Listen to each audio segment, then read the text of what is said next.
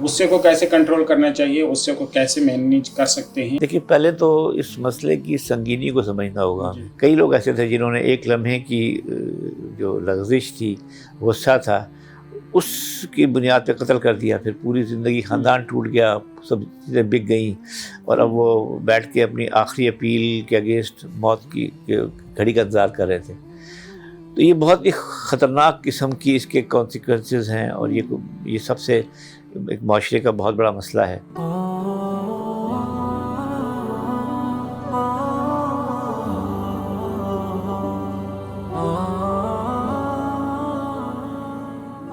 غصہ ایک ایسی بیماری جو گھروں کو تباہ کر دیتی ہے, اداروں کی تباہی کا باعث بن جاتی ہے. حضور صلی اللہ علیہ وسلم نے فرمایا ہے کہ طاقتور وہ شخص نہیں ہے جو دوسروں کو شکست دے دے, طاقتور شخص وہ ہے جو غصے کے وقت میں اپنے آپ پہ کنٹرول رکھے.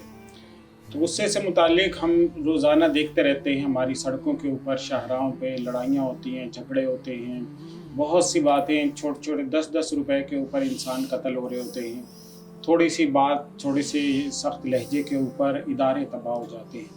غصے کو کیسے کنٹرول کرنا چاہیے, غصے کو کیسے مینیج کر سکتے ہیں, اس پر گفتگو کے لیے آج ہمارے ساتھ موجود ہیں D G retired establishment division محترم جناب شاہد صدیقی صاحب. اینگر مینجمنٹ آپ کا خاص موضوع ہے. السلام علیکم. وعلیکم السلام. شاہد صاحب, سب سے پہلے اسی کے اوپر کہ غصے کے پہ کنٹرول کیسے کر سکتے ہیں؟ دیکھیے پہلے تو اس مسئلے کی سنگینی کو سمجھنا ہوگا. میں 3 آپ کو مثالیں دے دیتا ہوں, 3 باتیں بتا دیتا ہوں جو معاشرے میں. جو پہلی مثال ہے وہ انٹرنیشنل ہے. 2006 کا ورلڈ کپ تھا اور فائنل تھا اٹلی اور فرانس کے درمیان میں. تو جو فرانس کا جو کپتان تھا اس وقت, زین الدین زیدان, اس کو کہتے ہیں زین الدین زیدان, تو وہ سب سے بڑا خطرہ تھا اٹلی کی ٹیم کے لیے. تو انہوں نے یہ طے کیا کہ اس کو ہم جو ہے نا اس کو کھیلنے نہیں دیں گے. تو انہوں نے اپنا ایک فل بیک تھا میٹروزی, اس کو پیچھے لگا دیا کہ اس کو نہیں کھیلنے دینا ہم. تو وہ پیچھے لگ رہا لیکن 110 منٹ کا کھیل ہو گیا اور ایک گول سے گیم برابر تھی. تو ان کو لگ رہا تھا کہ اب کسی لمحے بھی ہم ہار جائیں گے اٹلی والوں کو. تو 110ویں منٹ کے اندر جب کھیل پہنچا تو میٹروزی نے کچھ کہا, ان کو ساتھ جڑا ہوا تھا اس کے نا, کچھ کہا اس کے کان میں نا. تو اس کے جواب میں جو زین الدین تھا, یا زین الدین, اس نے اس کے پیٹ میں سر مارا, ٹکر ماری پیٹ میں, اور وہ گر گیا میٹروزی. اس کے جواب میں امپائر بھاگا آیا, اس نے پھر زین الدین کو ریڈ کارڈ دکھا کے میدان سے باہر بھیج دیا. اور یہ ان کا منصوبہ تھا.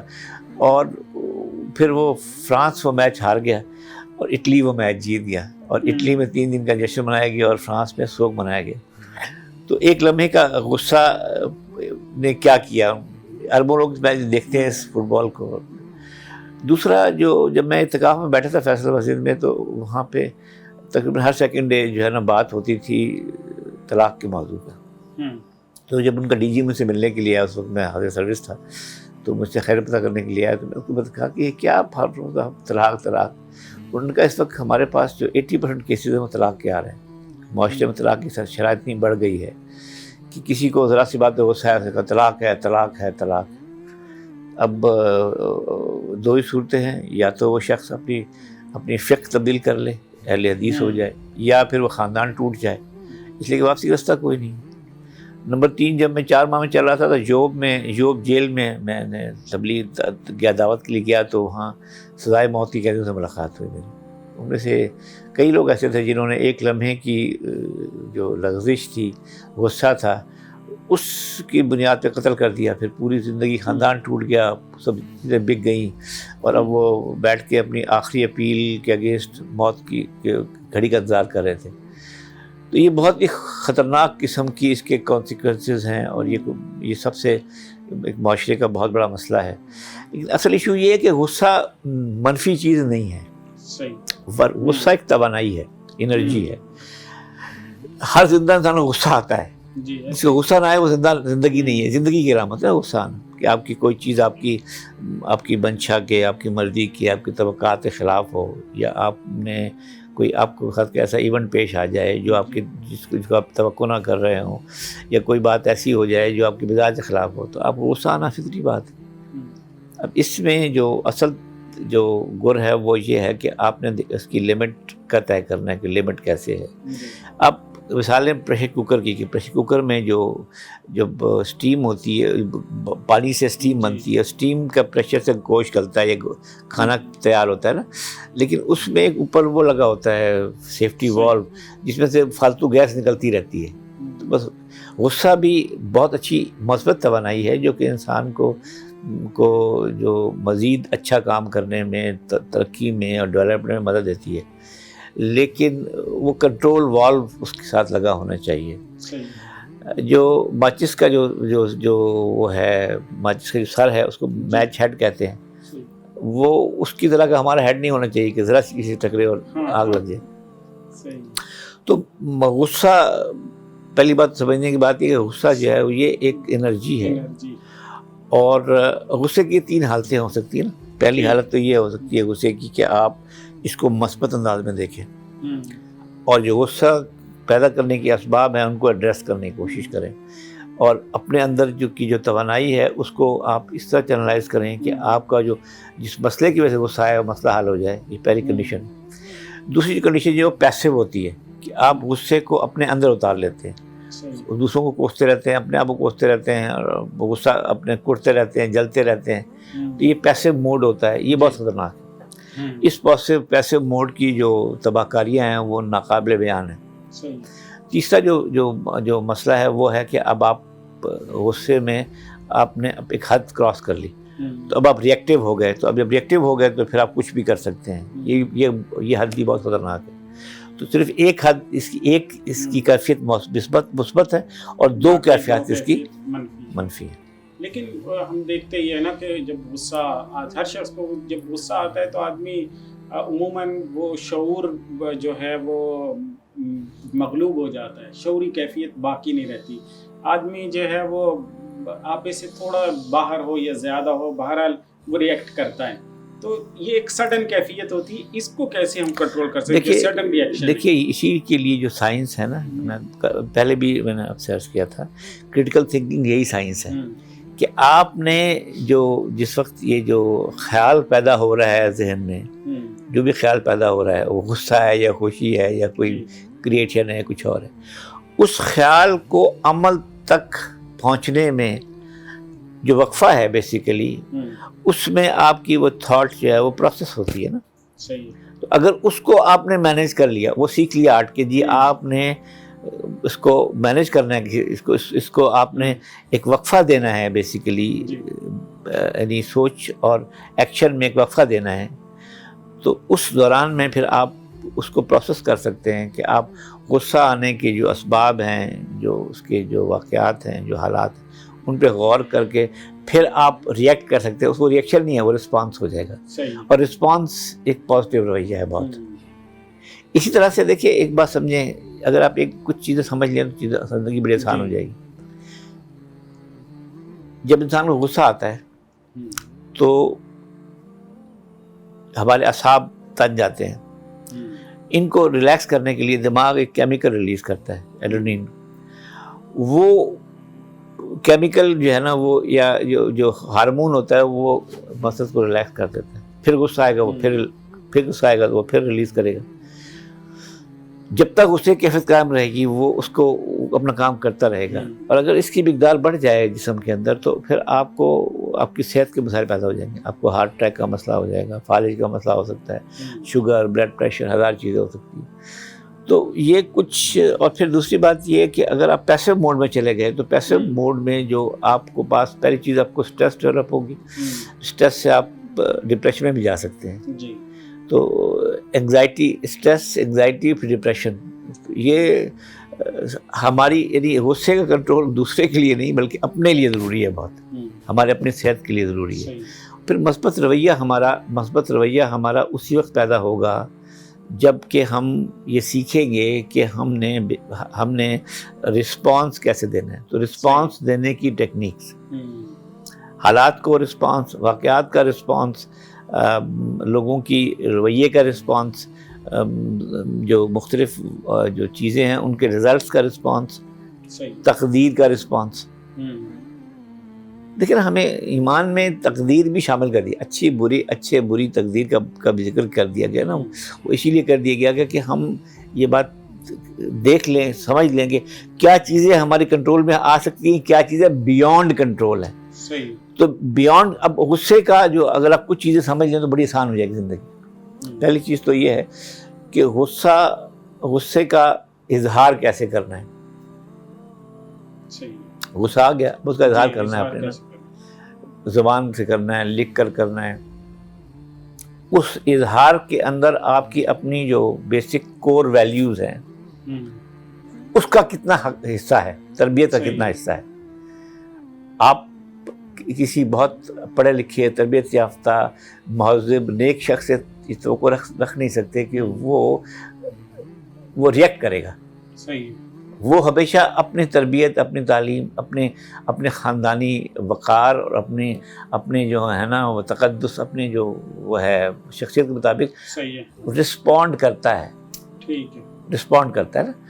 دوسری بات یہ ہے کہ یہ دیکھنا، یہ بات بہت ضروری ہے کہ اظہار میں آپ اس بات کو دیکھ لیں کہ اظہار میں آپ نے جب اپنے غصے کا اظہار کرنا ہے، جس پہ آپ کو غصہ ہے اس کا سامنے موجود ہونا بہت ضروری ہے، تاکہ آپ جس مقصد کے لیے وہ کر رہے ہیں، ہم جو اظہار کر رہے ہیں، وہ مقصد تو پورا ہو جائے نا. اگر کسی کے پیچھے اس پہ ہم غصے کا اظہار کریں گے تو اس کو معلوم بھی نہیں ہوگا کہ ہمیں غصہ کس بات پہ آیا یا کتنا آیا، کیا ہوگا. تو اس سے کیا ہوگا؟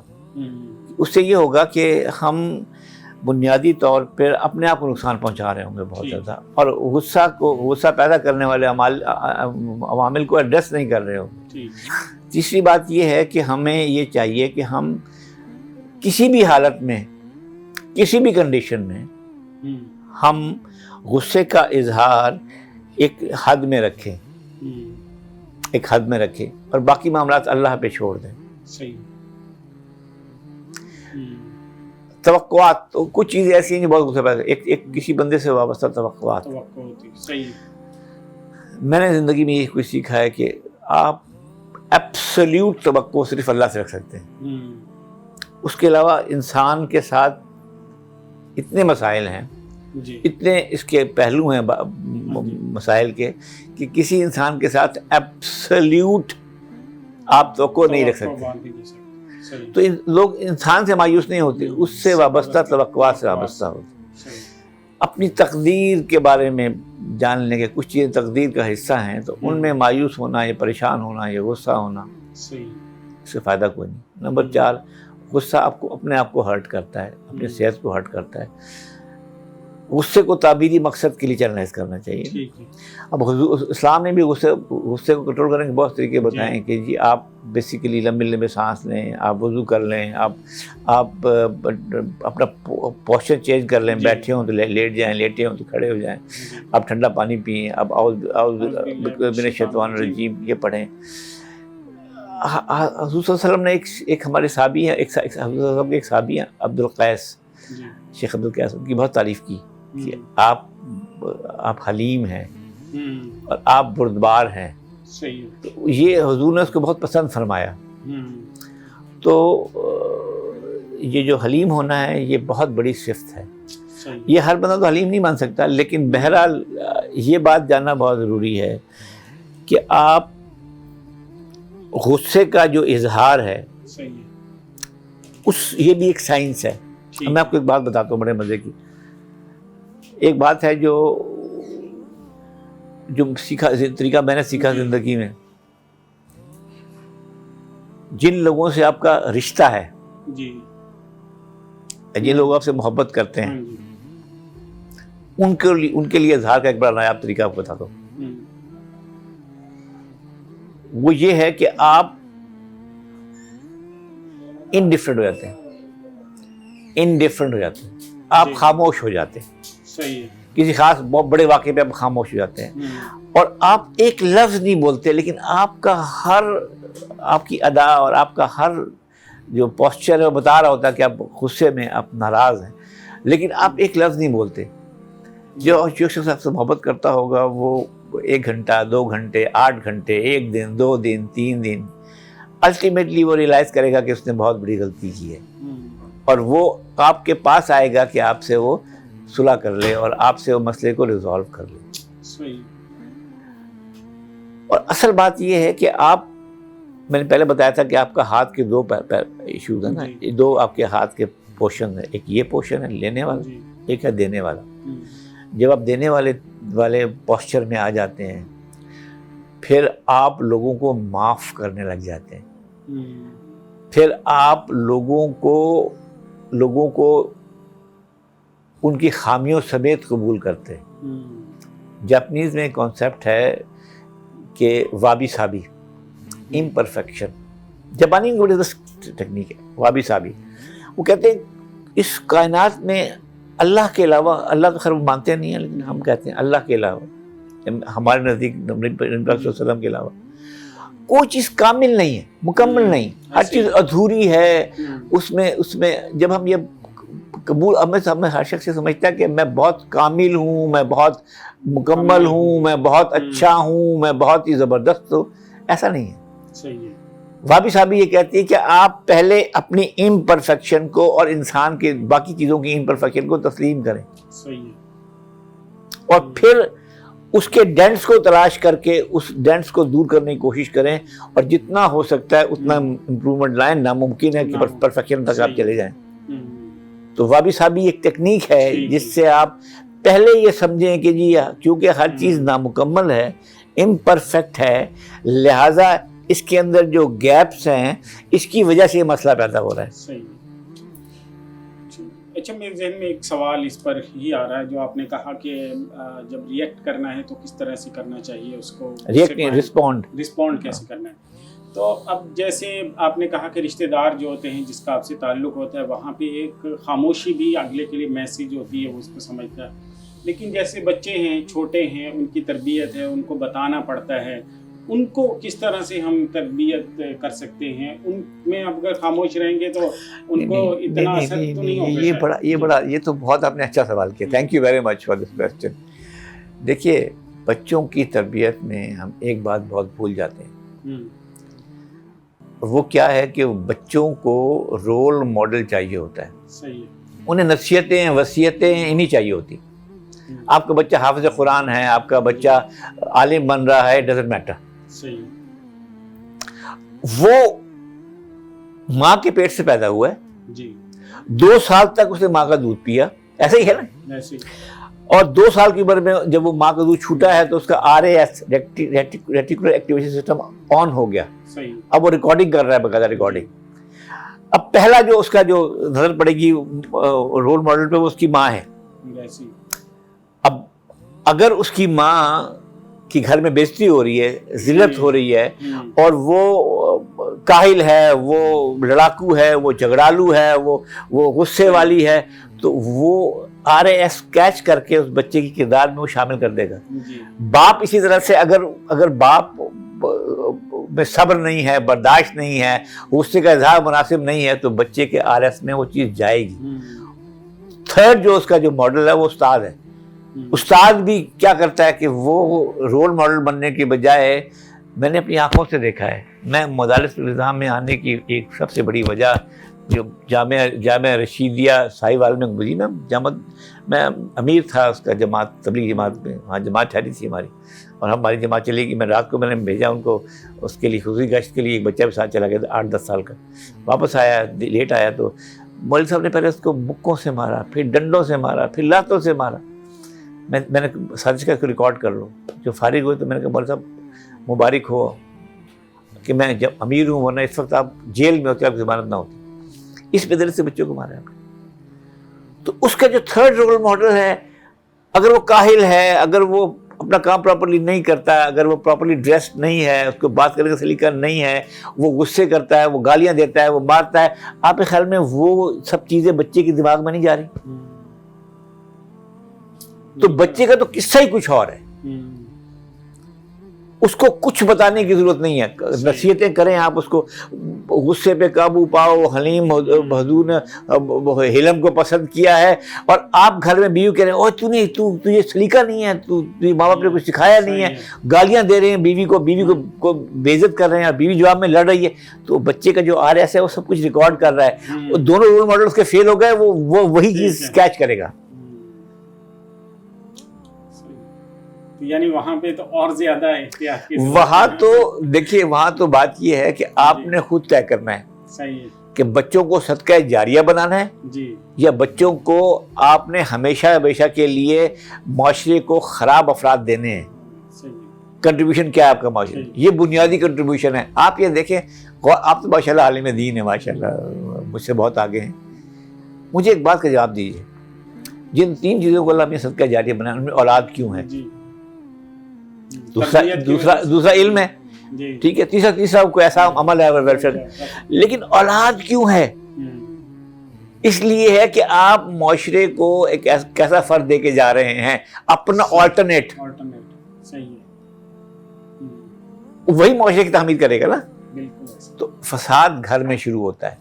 آپ گھر میں بچوں کے سامنے وہ سب کچھ کرتے ہیں جو کہ ممنوع ہے, جو کہ جرم ہے.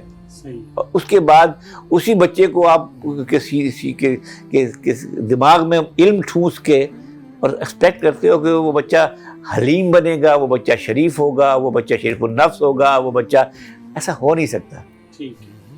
اللہ کا قانون نہیں ہے یہ. ٹھیک ہے جی, بہت شکریہ شاہد صدیق صاحب, آپ نے بڑی تفصیل سے اس پر روشنی ڈالی ہے. تو ناظرین, آپ نے ملاحظہ کیا کہ غصے کو ہم کیسے کنٹرول کر سکتے ہیں. غصہ جو ہے اس پہ ری ایکشن کی بجائے رسپانس کس طرح سے دے سکتے ہیں, دونوں میں بڑا فرق ہے. تو امید ہے یہ ساری باتیں آپ کو سمجھ آئی ہوگی. انشاءاللہ نیکسٹ ایپیسوڈ میں پھر ملاقات ہوگی. آپ کی کوئی بھی کیوری ہے, کوئی بھی سوال ہے اس موضوع سے ریلیٹڈ, کمنٹس بار میں ضرور لکھیے گا. انشاءاللہ اگلے پروگرام میں اس کا بھی جواب دیں گے. السلام علیکم ورحمۃ اللہ وبرکاتہ.